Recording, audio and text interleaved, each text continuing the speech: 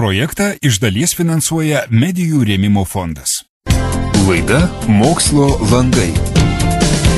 Kodėl statistinė analizė yra svarbi sveikatos moksluose? Labai svarbi.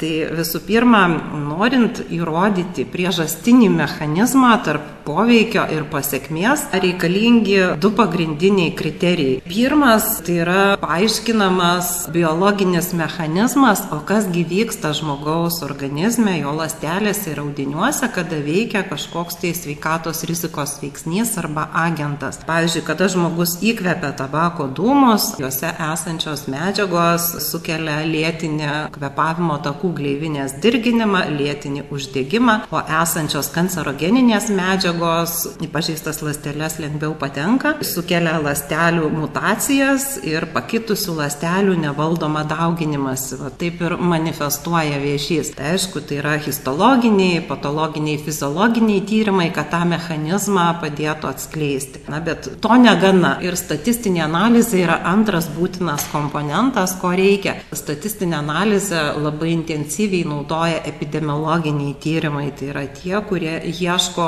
priežastinių ryšių tarp sveikatos rizikos veiksnių ir jau konkrečių pasiekmių sveikatai. Tai epidemiologiniuose tyrimuose statistinės analizės komponentas yra kertinis. Ir statistinė analizė, jeigu taip labai paprastai kalbant, jinai visada remiasi grupių palyginimu. Ar ta grupė, kuri ten turėjo rizikos veiksnį, ar jai dažniau pasireiškia tam tikras susirgymas. Ar tie, kurie rūkė, dažniau serga plaučių vėžiu ar kitom kvėpavimo takų lygom, širdies lygom, negu tie, kurie niekada nerūkė. Projektą iš dalies finansuoja Medijų rėmimo fondas.